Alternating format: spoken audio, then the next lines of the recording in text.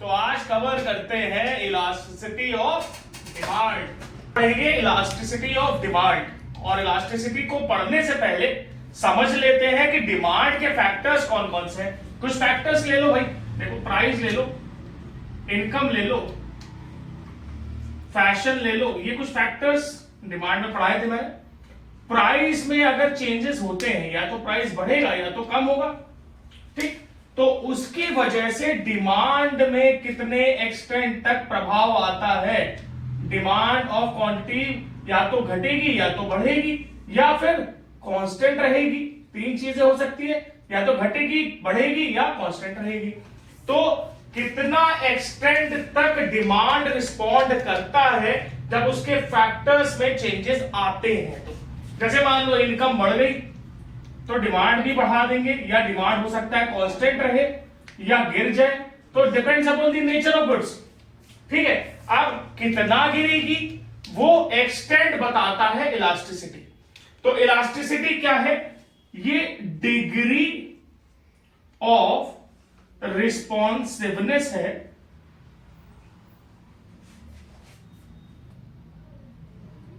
Degree of responsiveness है to quantity demanded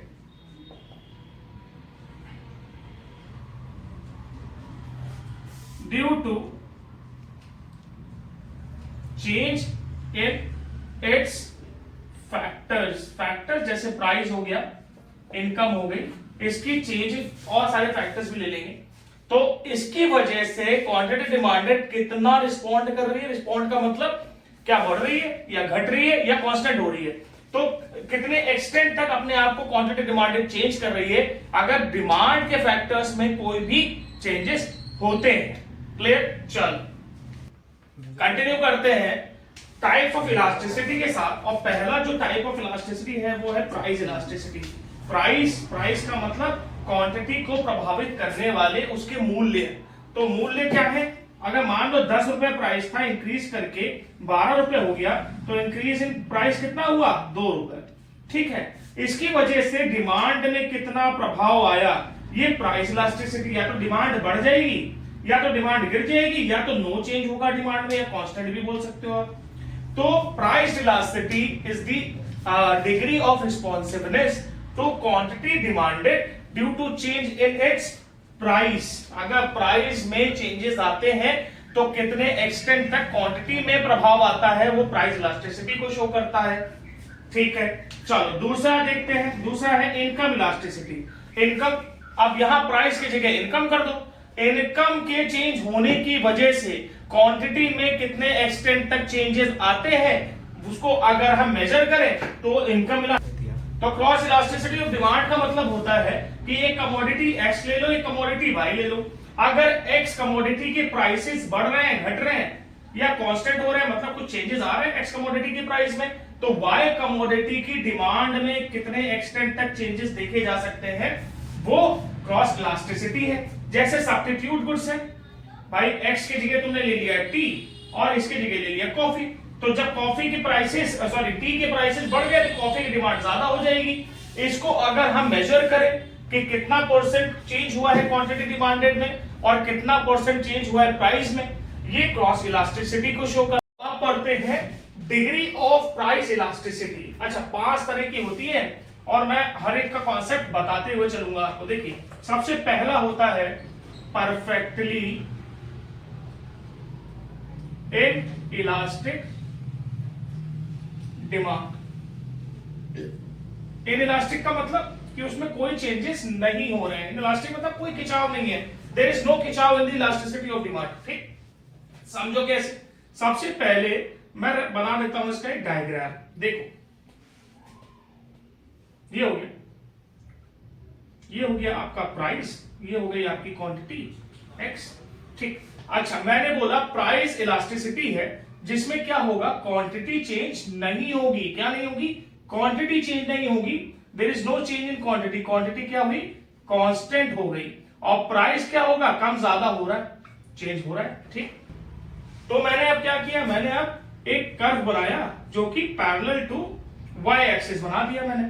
ये हो गई क्वांटिटी डिमांडेड आपकी। ठीक, आप देखो यहां प्राइस मान लो 10 था, ठीक, तो क्वांटिटी डिमांड OQ ही थी, प्राइस बढ़ के 20 हो गया तब भी इतना है, प्राइस कम हो गया 5 रुपए तब भी देखो OQ लेवल ऑफ क्वांटिटी ही वो क्या कर रहा है, परचेज कर रहा है।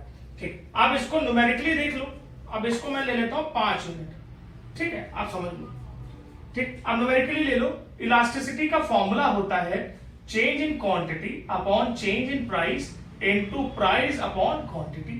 ठीक, इतना क्लियर है। चलो अब वैल्यू पुट कर लेते हैं। सबसे पहले चेंज इन क्वांटिटी कितना हुआ है भाई, क्या आपको यहाँ क्वांटिटी चेंज होती हुई दिख रही है? नहीं, क्वांटिटी हमेशा सेम है, तो चेंज इन क्वांटिटी 0 हो गई आपकी। ठीक, चेंज इन प्राइस, अगर मैं प्राइस को 10 मान लेता हूं तो अगर 5 पे मैं आ गया, ये चेंज कितना हुआ 5, तो मैं इसको 5 रख लेता हूं। ठीक, इनटू प्राइस ओरिजिनल कितना लिया था मैंने, 10 रुपए लिया था, 10 रख दिया। ओरिजिनल क्वांटिटी कितनी थी, 5 थी, 5 रख दी मैंने। अब भाई 0 को 10 के साथ किया तो 0 हो गया, अपॉन तो 5 इंटू 5 कितना हुआ 25। यहां पर क्या पता चल रहा है, देखो कोई भी नंबर से कोई भी नंबर अगर 0 को डिवाइड करता है तो वो आंसर क्या होता है, हमेशा 0 होता है। तो आप देखो टाइप ऑफ इलास्टिसिटी कौन सी थी, perfectly inelastic, perfectly inelastic demand थी। न्यूमेरिकल वैल्यू उसकी क्या आ रही है, 0 आ रही है, तो इलास्टिसिटी इज इक्वल टू 0 लिख दिया मैंने। ये फर्स्ट हो गई आपकी इलास्टिसिटी।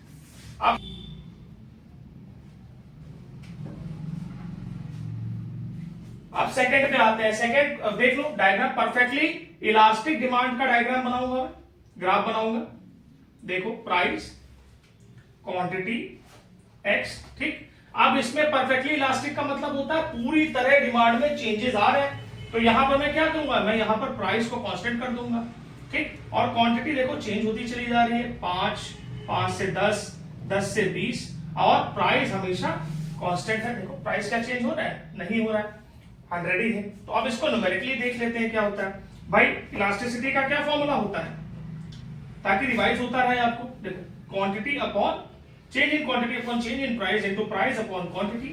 ठीक, अब कितना पहले क्वांटिटी चेंज हुई है, अगर मैं इनिशियल मान लेता कि मैं 10 पे था और मैं 20 पे चला गया, तो कितनी चेंज हुई, 10 से 20 मतलब 10 चेंज हुई। प्राइस कितना चेंज हुआ, प्राइस कहीं चेंज होता दिख रहा है आपको, नहीं हो रहा है, तो प्राइस 0 चेंज हुआ। ठीक, उसके बाद देखो ओरिजिनल प्राइस कितना था, 100 रुपए था, मैंने 100 रुपए रख दिया। ओरिजिनल क्वांटिटी कितनी थी, 10, मैंने यहाँ 10 रख दी। ठीक, इतना क्लियर आपको। फिर उसके बाद ये 0 गया, ये 0 गया, खत्म। 100 अपॉन 0। अब जब किसी भी नंबर को 0 से डिवाइड किया जाता है तो उसका आंसर इनफाइनाइट आता है, तो ये न्यूमेरिकली क्या हुआ, इलास्टिसिटी इनफाइनाइट हो गई। तो यहां पर हम लिखेंगे परफेक्टली इलास्टिक डिमांड हमेशा इनफाइनाइट के बराबर होती है। क्लियर आपको। आप ग्राफिकली समझ लेते हैं यूनिटरी इलास्टिक डिमांड को। देखो भाई ये हो गया प्राइस, ये हो गई क्वांटिटी।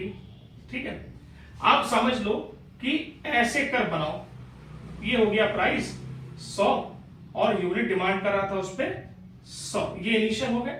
अब प्राइस गिर गया है, अब प्राइस गिर के 50 हो गया है, क्वांटिटी डिमांडेड ऑब्वियसली बढ़ जाएगी, 150 हो गई। इतना क्लियर आपको। कोशिश करिए इसका गैप, प्राइस का गैप और चेंज इन क्वांटिटी का गैप, दोनों का गैप बराबर दिखे। ठीक, अब फॉर्मूला क्या होता है प्राइस यूनिटरी इलास्टिक का या प्राइस इलास्टिसिटी का, change in quantity upon change in price into price upon quantity. ठीक है, अब देखो यहां पर क्वांटिटी कितनी चेंज हुई, 100 से 150, तो हमने 50 रख दिया। प्राइस कितना चेंज हुआ है, 50। भाई पहले कितना था 100, अब हो गया 50, तो गिर गया 50 रुपए से।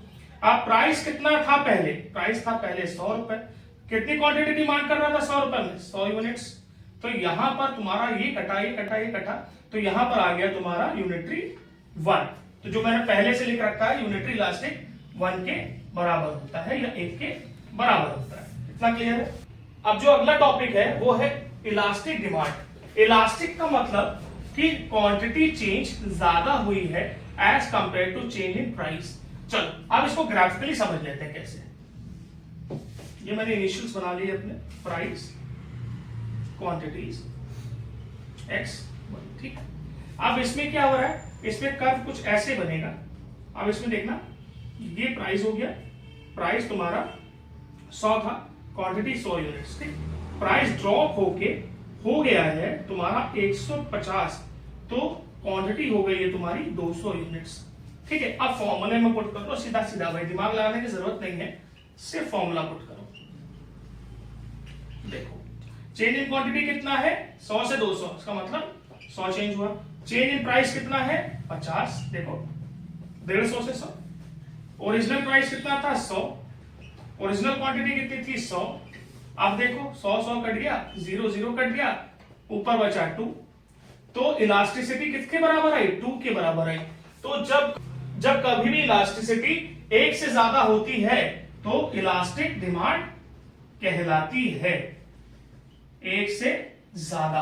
अगला जो डिमांड है वो है इन इलास्टिक डिमांड, ठीक। इन इलास्टिक का मतलब कि change in quantity should be less than change in price. आप इसको ग्राफ में देख लो। सबसे पहले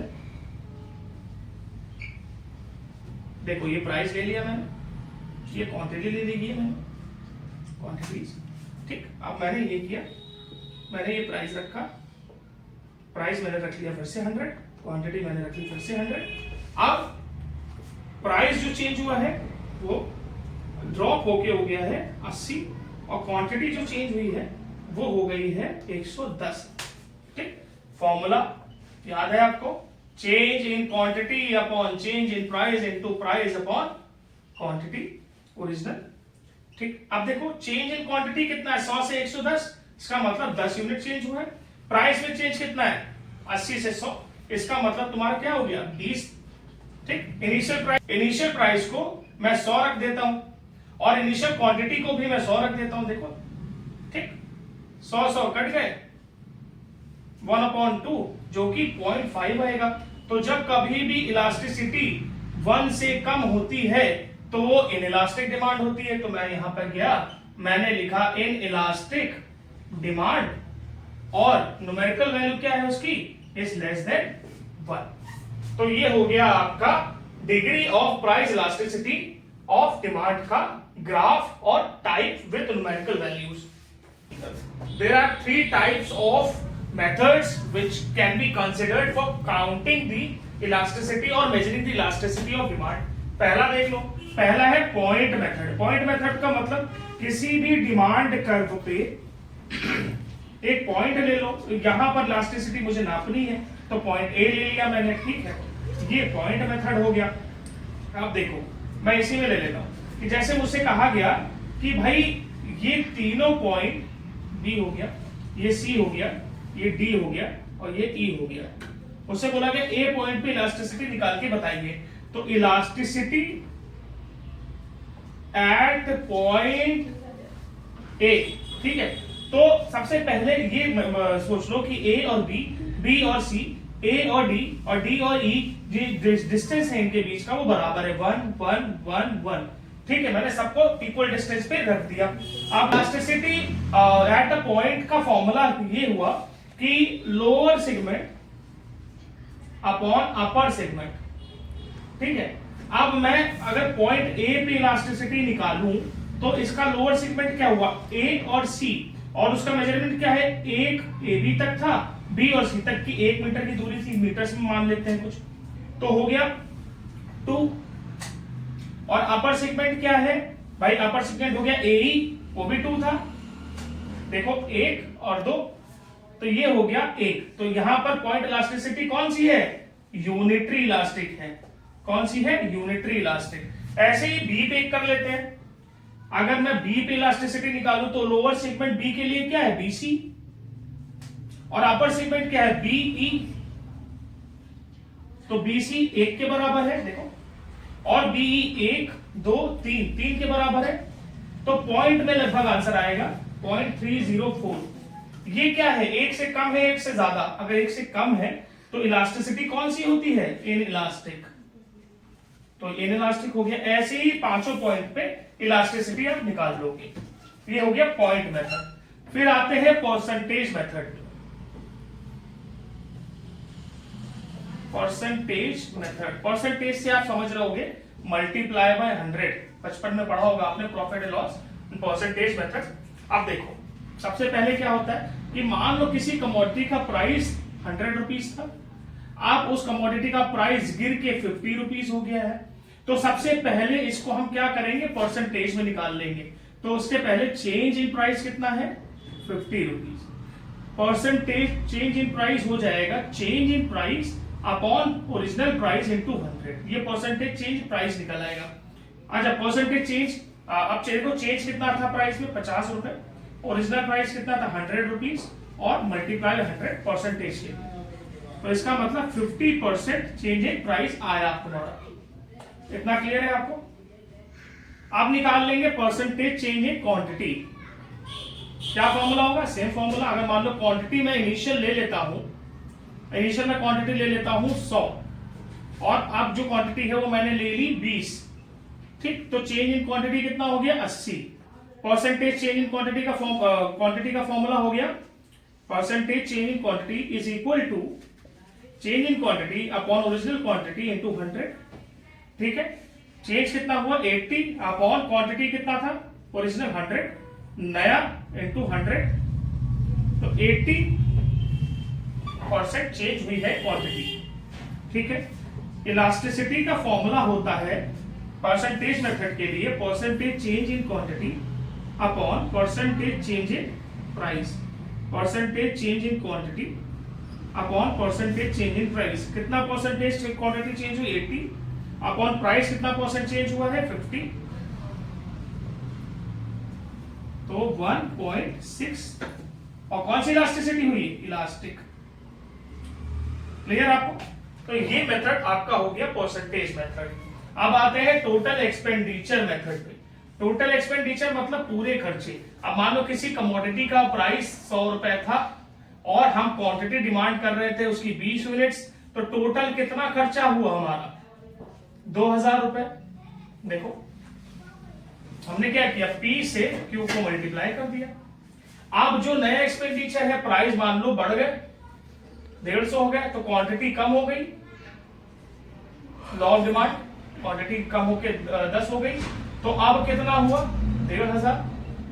तो तुमने देखा कि पहले से टोटल एक्सपेंडिचर फॉल कर गया है 1500 की तरफ। तो चेंज इन टोटल एक्सपेंडिचर कितना है 500। कैसे, पहले 2000 था, अब कर रहे हैं 1500, तो चेंज हुआ 500। तो ये दिखा रहा है कि total expenditure in elastic, total expenditure in elastic है, मतलब 1 से कम है। अब इन इलास्टिक हो गया। अब देखो टोटल एक्सपेंडिचर को ले लो, इनिशियल प्राइस इंटू क्वांटिटी, कितना था प्राइस 100 इंटू क्वांटिटी 100 ले लो, 1000 हुआ ये। ठीक है, अब क्या हुए, प्राइसेस क्या हुए हैं, कम हो गए, तो क्वांटिटी ज्यादा डिमांड की होगी तुमने, तो 50 रुपए प्राइस हो गया, क्वांटिटी तुमने 200 डिमांड करी, तो देखो एक्सपेंडिचर कितना हुआ। देखो एक्सपेंडिचर में कोई चेंजेस आ रहा है, नहीं आ रहा है, तो अगर कोई चेंजेस नहीं आ रहा तो यूनिटरी इलास्टिक है, इक्वल टू 1 ही तो हुआ। ठीक, यूनिटरी इलास्टिक है। आप तीसरे पे आते हैं इलास्टिक डिमांड। अब देखो टोटल एक्सपेंडिचर ले लो, प्राइस 100 ले लिया, फिर मैंने मल्टीप्लाई 10, ये इनिशियल एक्सपेंडिचर्स थे। ठीक है, इतना क्लियर है आपको? फिर अब प्राइस क्या हुआ है, फॉल किया है, मान लो प्राइस फॉल करके 50 हो गया और एक्सपेंडिचर 50 यूनिट वो कर रहा है, तो 2500 हो गया। तो देखो कहीं ना कहीं यहां पर अगर तुम स्टेटमेंट पे जाओ तो देखो एक्सपेंडिचर बढ़ गया है, कितने से 1 से ज्यादा बढ़ गया है, तो ये क्या हो गया, इलास्टिक डिमांड है। क्वेश्चन पे आते हैं। क्वेश्चन कह रहा है कि किसी कमोडिटी का प्राइस कितना था 200 था, क्वांटिटी डिमांडेड 100 थी, ठीक, प्राइस राइज कर गया है 300 और क्वांटिटी फॉल कर गई है 50 पे आ गई है। तो सबसे पहले इनिशियल प्राइस लिख लेते हैं, कितना था भाई 200 यूनिट्स था। ठीक है, इनिशियल क्वांटिटी कितनी थी, इनिशियल क्वांटिटी थी तुम्हारी 100 यूनिट्स। ठीक, अब नया प्राइस कितना है, नया प्राइस तुम्हारा 300 है, नई क्वांटिटी कितनी है 50 है, तो चेंज इन क्वांटिटी सबसे पहले निकाल लो, कितनी आएगी, चेंज इन क्वांटिटी 100 माइनस 50 होगी।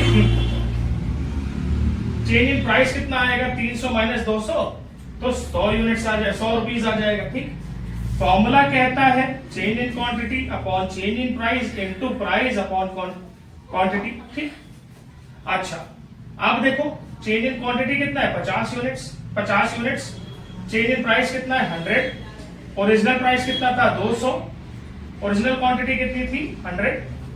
अच्छा ये मैंने 0 0 पहले उड़ा दिया यहां से। ठीक, ऊपर कितना बचा, ऊपर बचा तुम्हारा 10 और नीचे बचा तुम्हारा 10, तो ये हो गया 1, तो ये हो गया यूनिटरी इलास्टिक। कौन सी इलास्टिक, यूनिटरी इलास्टिक का मतलब elasticity is equal to 1। Second type of elasticity है इनकम इलास्टिसिटी, मतलब degree of responsiveness to a quantity demanded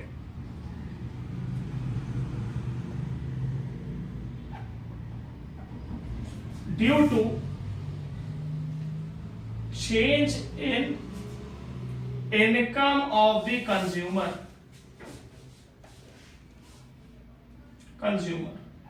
कितना डिग्री रिस्पॉन्स कर रही है क्वांटिटी डिमांडेड जब उसकी इनकम में चेंजेस आ रहे हैं।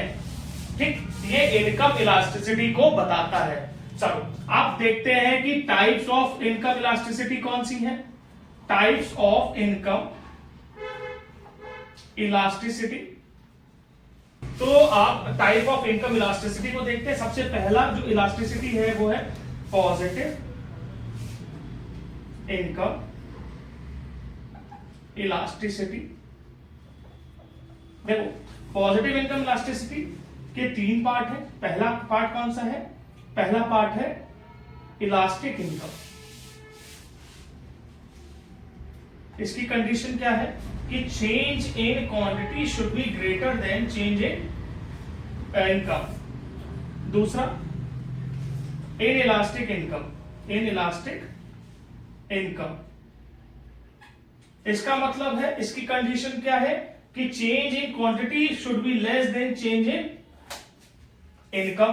ये देख लो शॉर्ट में। तो तीसरा है यूनिटरी इनकम इलास्टिक। यूनिटरी का मतलब तो 1 होता है, मैंने पढ़ा है। तो इसका मतलब है, इसकी कंडीशन होती है कि change in quantity is equal to change in income of the consumer. ये 3 शॉर्ट में समझ लो। न्यूमेरिकल जब आएंगे तो क्या करना है, तुम्हें जज करना है कि चेंज इन क्वांटिटी अगर ग्रेटर आ रही है चेंज इन इनकम से तो इलास्टिक इनकम है, change in quantity is less than change in income inelastic है। अगर दोनों बराबर है चेंज इन क्वांटिटी और चेंज इन इनकम तो वो यूनिटरी इनकम इलास्टिक है। ठीक है, अच्छा अब इसमें ही सेकंड पार्ट देखते हैं, नेगेटिव इनकम इलास्टिक। ठीक है, नेगेटिव इनकम इलास्टिक का मतलब क्या होता है कि जब कभी भी इनकम कंज्यूमर की बढ़े, उस कंज्यूमर की इनकम बढ़ने में क्वांटिटी क्या हो जाए, डिमांडेड कम हो जाए। जैसे इंफीरियर गुड्स, तो इनकी जो रिलेशन होते हैं वो क्या होते हैं, वो ये शो करते हैं कि जब इनकम बढ़ रही है तो क्वांटिटी डिमांडेड कम हो जा रही है। जैसे डिमांड फॉर बाजरा और, ठीक है। अब इसमें क्या हुआ है कि चेंज इन इनकम, मान लो इनकम बढ़ गई है लेकिन उसकी डिमांड क्या हुई है, वो फॉल कर गई है। ठीक है, डिमांड फॉल कर गई है तो इसने नेगेटिव इंपैक्ट डाला हुआ है। देखो भाई इनकम बढ़ने पर डिमांड बढ़ जानी चाहिए थी लेकिन यहां पर डिमांड गिर गई। जैसे एक्सेप्शन ऑफ डिमांड होता है इंफीरियर गुड्स के लिए, उसी का पोर्शन को जस्टिफाई करता है। अब तीसरा लेते हैं, zero income elasticity of demand. Zero से ये समझ रहे हो कि डिमांड में कोई चेंजेस ना आए, तो change in income does not lead to any change in demand. ये डिमांड चेंज नहीं हो रही है, नो चेंज, तो ये कहलाता है जीरो इनकम इलास्टिक डिमांड। ठीक, इसका मतलब जैसे सॉल्ट से था, इंफीरियर गुड्स थे, वो इनएक्सपेंसिव गुड थे, सॉरी, तो उनकी क्या थी, इनकम बढ़ने पे क्या डिमांड बढ़ रही थी, नहीं। इनकम कम होने पे डिमांड कम हो रही थी, नहीं। एक ही अगर यूनिट वो खरीद रहे हैं तो एक ही यूनिट खरीदेंगे। तो जीरो इनकम इलास्टिक डिमांड का मतलब ये होता है कि इनकम बढ़ने पे डिमांड जो है वो चेंज ना हो। अब जो लास्ट इलास्टिसिटी है वो है cross elasticity of demand. Cross का मतलब जब दो कमोडिटी की हम बात करते हैं, कमोडिटी एक्स ले लो, कमोडिटी वाई ले लो। मैंने बोला अगर प्राइस कमोडिटी एक्स के बढ़ रहे हैं या घट रहे हैं तो इसके डिमांड में क्या फर्क आ रहा है, ये क्रॉस इलास्टिसिटी। या तो इसकी डिमांड बढ़ेगी या तो कम होगी या तो कांस्टेंट रहेगी। ठीक है, तो price of one commodity leading to change in demand of another commodity is cross elasticity. ठीक, आप देखो पॉजिटिव का मतलब होता है दोनों साथ में बढ़ना, जैसे सब्स्टिट्यूट गुड्स होते हैं।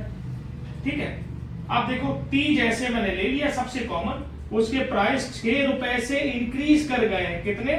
6 रुपए से इंक्रीज कर गए, तो लोग अब चाय कम खरीदेंगे और कॉफी की तरफ चले जाएंगे। कॉफी की डिमांड को क्या करेंगे?